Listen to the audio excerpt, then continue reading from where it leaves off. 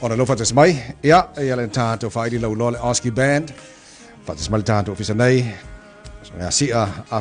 fa mosili pena foi ia o matangi Gabriel galmanmana AJ ia on kako OZKI band na lo fates mai tato Samoan of the week ona ni foi yaso man falalo sia ia fa pena foi o matangi ma galmanmana ma lo se fo mani nei tai fo ba lo le se fo mani Tavai fatalo fatu ya lo ngole awa soswani ya fa pe foi le fine ya cheni ya fatalo fatu foi le pa yema malo tato au fa fonga le nita ya o mai lava mo tele se ya pa ia mo ngaiti ia malanga fa lalo lo wa tai amatang. Good morning. Malo sifu. Malo sifu. Galmanmana. Malo sifu. Malo. Well, congratulations on the filial OZKI band on Samoan of the week. Ole nei fo iva yaso statement taru tan nole el pesela wa te lo le new release le ale OZKI band fo le ai olo to tele si ama o mentangi galmanmana lo to tele ni so fesile fo le olanbo fa ngoile fa ili OZKI band. Se mesitalo. Ia le tali te peo le woli. Ole nganga whaaro alo Tavai ale lola ma. Ia, o le OZKI, o kuso ma ua ianga ma whangau i ngai New Zealand Wellington. And we grew up in Australia. So okay. Le Aussie, Kiwi, ia, ang whesiringi e ka ai whaafela ia Samoa, ia o mawhaanganga ua ka ia matatau. Whamakalanga le OZKI. Malo, whaftai. Galmanmana matangi o le telo pese o lo usuina, malo whaftai o whaatawina ngana Samoa. So o le telo pese o ngana Samoa fulele o e tusia, por kama por kinga.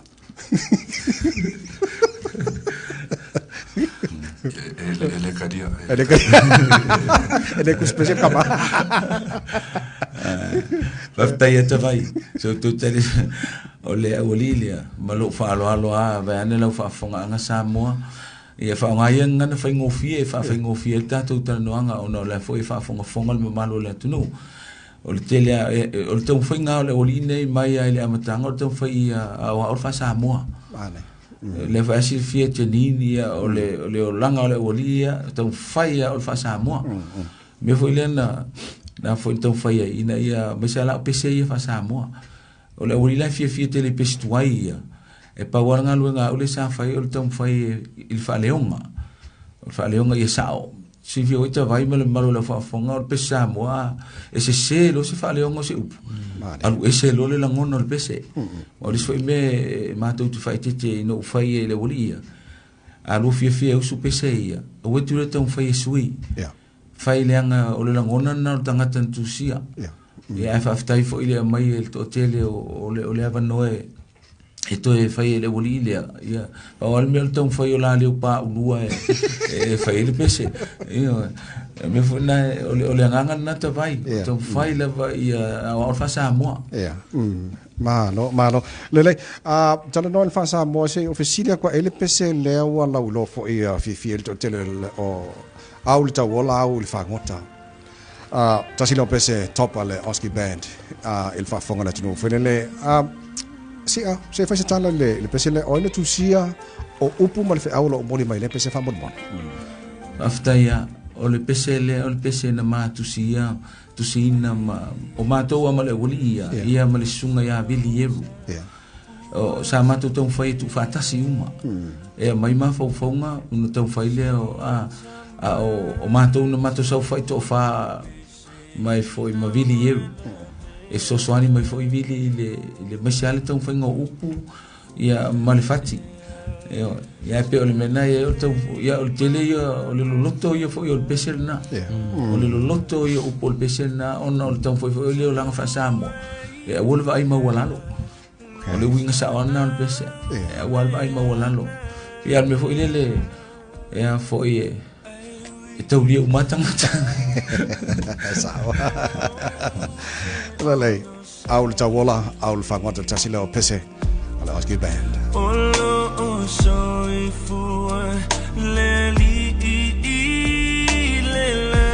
lei si a matangi mangan malmana o lea na o maua na po e ile pese foua on OZKI Band Left to Our Release. It's a very nice song. O le tusia ino upu, ai o te fief sidi, o aina tusia au lea fo ise fe au bo body, o tu o le pese. What's the story behind the song? Si lalo tali momo atu e tali o le pese ya e momoli faftai ile sunga ya ile tamaya po loa ya puni loa te pale au ele fai ngo fiel tão fai ngo me le pese le ya no fai atu fai tete le I pese tu lunga o le fafonga nga Samoa ya ina tão fai na ia maliele ele faktanga fai o levan tão fai po le fai le lima tau sanga tão fai se pese fuala e me o tina mata ma se la o langa Samoa ya e momoli mai lo ya o le uli nei ya male la le sia la uso ya chos ya mase ya foi o chos lai no fo male alo kunilo ya o le te pale au lo matu ainga I tua mua ya matu le hola tua mua o le meale fia o le sami Yes. ya misa tina o le soifonga ato o le sami o sea me uma ya na o mai lola o lia tata no mai ia tu mai lola ia upu vai tu fetau I le leia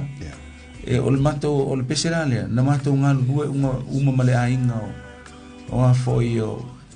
te pale au e te mafai fe au foi a talia ma I lato uma le lo mato ainga le sa ulu I tua mua le mato nga lue uma le tau whainga o le pesele le o upu ia me uma o le soifonga tonu ane soifua I tina o le o lo matou ainga lea ia foi tua mua ia fua tu e tutuso e maua mai ainga le to ainga mele o le polonga lea ia ele faingo fiena tau wasa mai le lititai ia pe o le nganga na lo loto upu ina ia tau fai ia tu lo le ia ma le pa u o le ia o se vai no le olia ia tau fai lo le ia me foi na fa tai fu mo le no e ma tu foi le ia fa mal lo Samoa pa u le sunga le pese ia pa wa me u mo ta ia wa le oli mai ia o la tu no sua ia o le lilo o metangi ia ngal male mana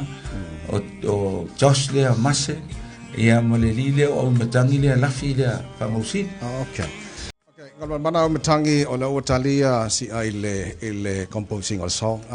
Now I have to ask you to o la selo advice mo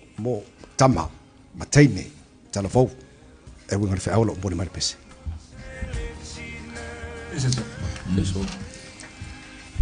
You can say it in English, brother. I think ele ka o kele se kala Paul mau advice mo sama mtino na tunu I think o me mo ya ko anga ka kalu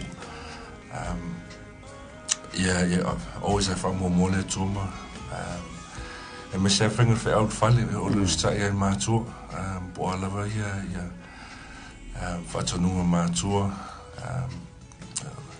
o manuiana it's simple that's pretty much it lu sai ma tu anga te talo radio Sam and yeah you can't go wrong that's unless it's Italy angal malmana ya but again ku salma wa kali Yeah, they're pretty much the same. Yeah. Si ole o talia ngal malmana ma mantangi fo lele, but I mean ole tala I tu atu le pese e tele tamiti fo ia tamamatine e fa ngalo e la tole le me na ola mai ma tu e kausa ili se kui o se ia ile Paopao au halu mana yeah after ya do fa tu tala malenga fa alo Tavai ya fo e o termine o ya mato e mo fia tata e tinga le na usura olia ma fa le o la olia ya mo fia ona o te le fe aula itua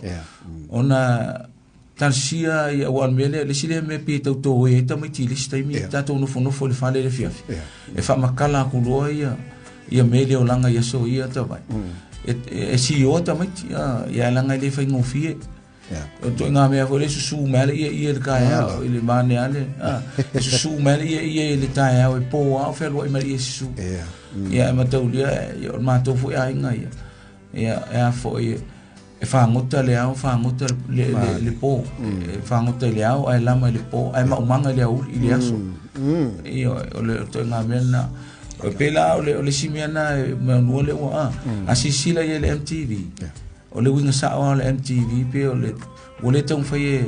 e pe me fo ia ta o le sami o fai mai le sami al mele tu sa asisila tu ia tangata o la wan no fo uma o le mato wa inga atolna no fo ma pe u ia ta o ila to wa fo i wa wa fai langi fo long e to ma fo fa ia i ma fa manu yanga le tua le wa ia mena le sa su su le uri le pese tono le matou fale ai pi ma fa i matua o fa mnianga mo i o matua okay late on all tato table nei tai ao si ma ngon manda ma au mentangi nei tai ao okay where to from here boys or is it start to recording or photo mai yeah if I sing ngakele o pese ia o lo work at gaming I know what facing a uming kalung ko ko release ya pese but so kele o simengo ko ko nge yai but what maul nge mo ko work ko isi pese o facing kele ma ko pese ya o lo saungi release on me fai mali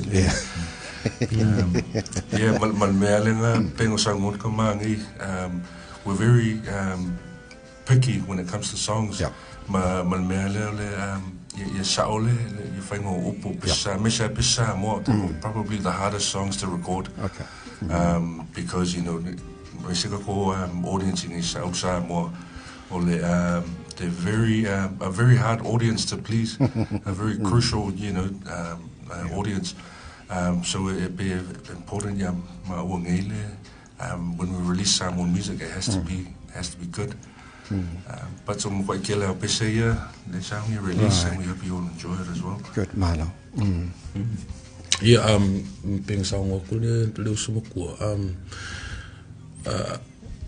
Finding ya mako pese ya recordings. We try and make it a project that's very close to us. Mafo anga e fai mali ko ya releasing o pese. Ma ia kulava ngoi kaka just to really enjoy the song do mele release akule pese le umia kwa yeah but there's quite a bit of material there so fight mako giving but everything has to be 110% for us nice okay lele amatangi mangan bana le ofsilia o luai le umalta tu tan rang le ta o va sol le o le ngana Samoa ta fa ta we ngana Samoa o le lu sit fi o la ta wor ne ia fo ia vayaso ia o lua fo le fata we no ta tu ngana Bill Silvia ko kilo ka ko o le tatu ngana I le taimine I le tupulanga pe wo makanga ko yeah, it's not where it should be. Me ngai ka wo ke le ngana Samoa ia koe koe uplift ia le afo le ka ko ngana I me se ia ma ko ia kupolanga. Yeah, male I me se fo le ka ko independence. Yep. Ano, after. Ata ke ka wo le ngana Samoa ka wo we so uma so uma. Yes. You know, I me se mo ma ko generation o ma ko ngai. Ko kelo ka me ki very proud Samoans I lili ngana. So I think it's a good thing ngana Samoa to reflect you know le fa Samoa ama wo ma ko ngai ya generation ma ko it's basically up to us to keep our culture alive and ngana Samoa as well. But yeah, that's mahalo faftai ya lele umatangi Gabriel ma ngan bana AJ ms for ia no sunga sia mahalo faftai mon nei tai fo Okay, ola fa mai al taro proklame o ni se fa tan rang fa business no bul mai. Ai ngi so life ko so la ko beli fo le fi peser ka ko fa idi fa so ko fa mun. E ko kele lo ke no ala fa so ka ya ko. Fafta ia te lole la fa multa to proklame ne ia no fafta i tele Tavai ma tini.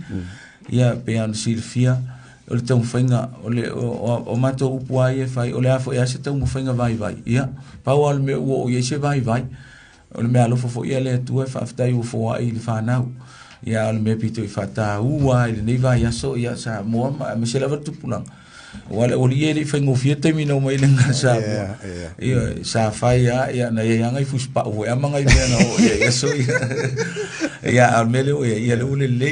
ia fa sa moa e fa tai tele fa malu no fo se ngana o le tau tamali ia la fo ia no le ai nga ia fo manuia tele manuia se singa fo al tato tuno manuia fo le vai aso ngan sa mo manuia la sunga le ao fa pe fo le fa fina ia teni ia manuia fe au nga lo ngol ni vai aso mo le nga fa alo Samoan of the week OZKI band sia afisia fa mosili au matangi Gabriel ngal mana AJ 50 tele love mo le tau mo le lava le fai mo le vai aso